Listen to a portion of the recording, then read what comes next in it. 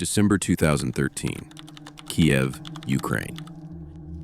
An ATM suddenly starts spitting out cash. No card, no buttons. A man grabs it and disappears into the night. No alarms, no explosions. By morning, 23 machines across the city are completely empty. In less than 2 years, over 100 banks in 40 countries have been attacked. New York, Moscow, Madrid. $1 billion disappear. A single phishing email. One infected computer. The entire banking system is breached. How did hackers steal for years without anyone noticing? And if even the most secure vaults couldn't stop them, how safe is your money? This is Carbanak, the invisible heist that changed everything forever. Somewhere in Eastern Europe, a young programmer stares at his screen. He's talented, really talented. But talent doesn't pay well in Ukraine. Not legally, anyway. He's been lurking in the darkest corners of the internet. Forums where hackers trade secrets.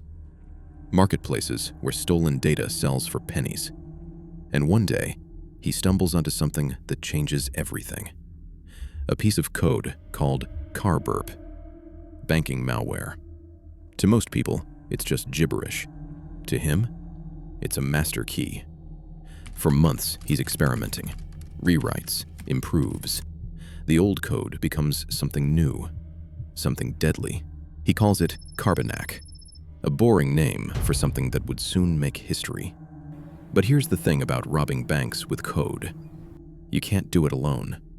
You need people who understand banking systems, people who can launder money, people willing to stand in front of ATMs at 3 a.m. and collect cash like it's falling from the sky. He starts recruiting, carefully, anonymously, through encrypted channels that even intelligence agencies struggle to crack. One by one, a team forms. Programmers from Russia, money specialists from Moldova, hackers scattered across a dozen countries. None of them have ever met in person. None of them ever will. They don't know each other's real names. They don't know each other's faces. They only know one thing. Banks have more money than they could ever spend, and nobody's stopping them from taking it. The question isn't whether they'll try. The question is whether anyone will even notice. Picture this. You're a bank employee in Moscow. It's Monday morning. You open your email and see a message from HR. Updated vacation policy. Please review attached document. You click. Nothing happens. The document opens normally. You read it, close it, move on with your day. What you don't know is that in those 3 seconds, something slipped onto your computer. Silent, invisible. This is how Carbanak gets inside. From that single infected computer, the hackers spread like a virus through the bank's network. But they don't steal anything. Not yet. Instead, they watch. The malware records everything. Every keystroke, every password, every screen. For weeks, sometimes months. The hackers study how the bank operates like they're preparing for an exam. They learn when employees take lunch, when security checks happen, when the biggest transfers go through. They're not breaking into a vault. They're learning to become the people who have the keys. One investigator who later examined the infected systems described what he found. The hackers had recorded video of bank employees at their desks, hour after hour of footage. They knew exactly what buttons to press, what codes to enter, what approvals to fake. And then, when they know the system better than the people who built it, they strike. February 2014, a bank in Russia. It's 2 a.m. The building is empty. Security guards are watching monitors showing nothing but empty hallways.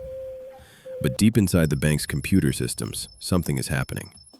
A wire transfer initiates. $2.5 million. Destination, an account in China that didn't exist 24 hours ago. The system asks for authorization. Authorization granted.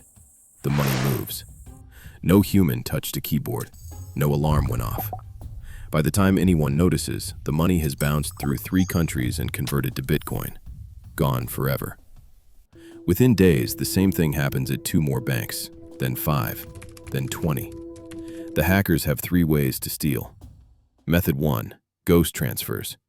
They log into the bank's own systems using stolen credentials. Create wire transfers that look completely legitimate. By the time the bank's security catches on, the money is untraceable. Method 2, balance manipulation. This one's almost elegant. An account has $1,000. The hackers change it to $10,000. Then they transfer $9,000 to themselves. The customer never notices because their original balance is still there. Method 3, the ATM jackpot. This is the theatrical one. The hackers find ATMs running outdated software. They send a command. At exactly 3:47 a.m., the machine will dispense all its cash.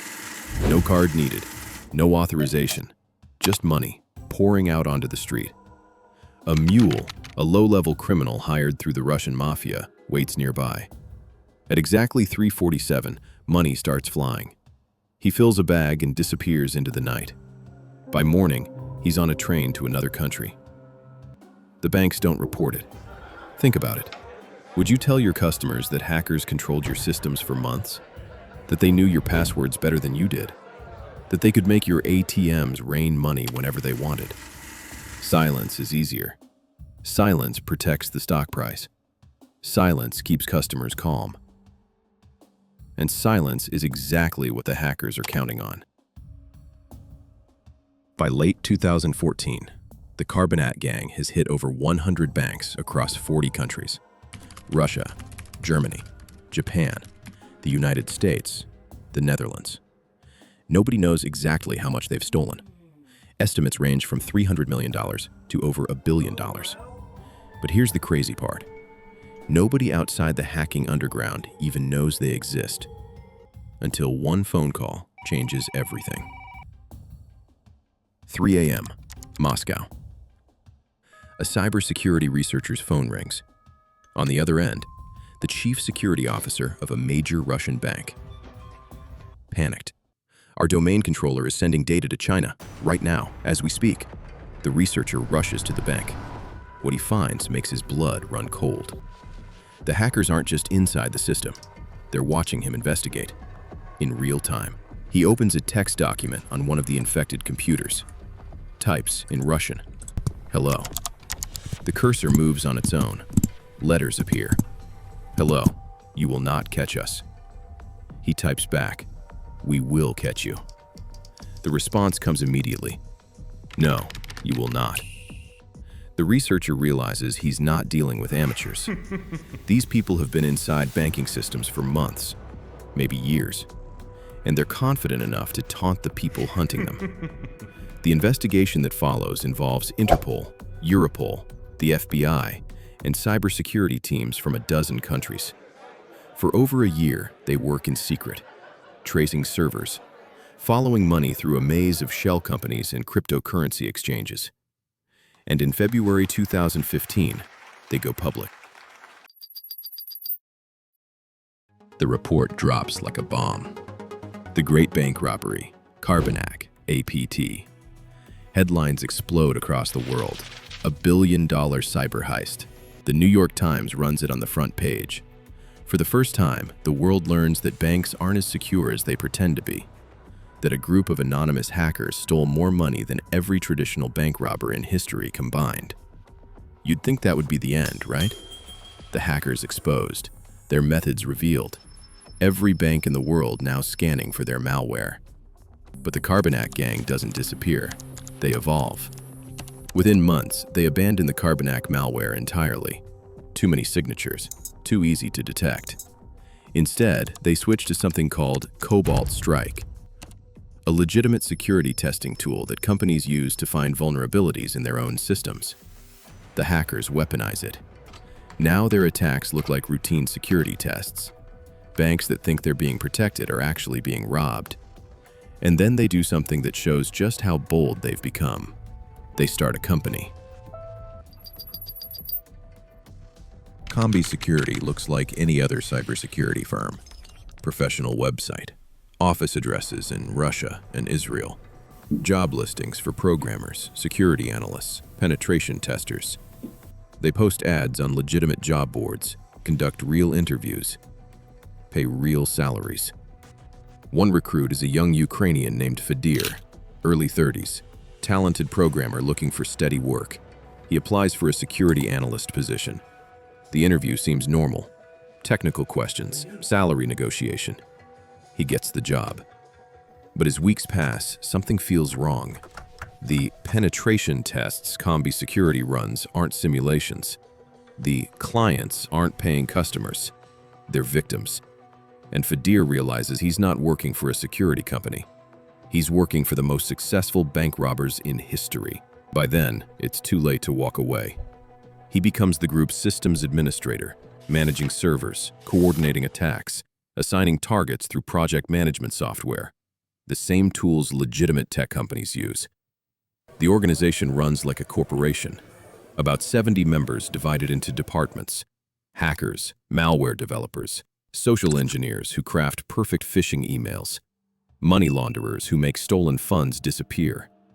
They have managers, performance reviews, regular meetings on encrypted channels. It's crime industrialized. At the top sits a man known only as Dennis K., Ukrainian, brilliant, and completely invisible, until he makes one mistake. July 2016, Taipei, Taiwan. Two men in surgical masks and fishing hats approach an ATM at First Commercial Bank. One guards the entrance. The other stands in front of the machine. He doesn't insert a card, doesn't touch any buttons, just waits. At exactly the programmed moment, the machine starts spitting cash. He fills his bag. A stranger approaches. They abort and flee, leaving bills scattered on the ground. At that same moment, 20 other men are doing the exact same thing at ATMs across the city. 70 million Taiwanese dollars stolen in a single coordinated strike. But Taiwan's police are fast, really fast. 500 officers reviewing every security camera in the city. They track the suspects to their hotels. 22 money mules. 19 escape the country. 3 don't. One hides bags of cash in a public park. When police find him, he leads them back. But one bag is missing. An old man walking through the park found it and took it home. On the phones of the captured mules, photos of cash in multiple currencies, encrypted messages, and emails from someone the investigators have been hunting for years. The dominoes start falling. January 2018, Dresden, Germany. Fadir, the systems administrator, is arrested at the request of American authorities. March 2018, Alicante, Spain. A sunny beach town. Luxury homes overlooking the Mediterranean. Spanish police raid a house near San Juan Beach. Inside, Dennis K., the alleged mastermind.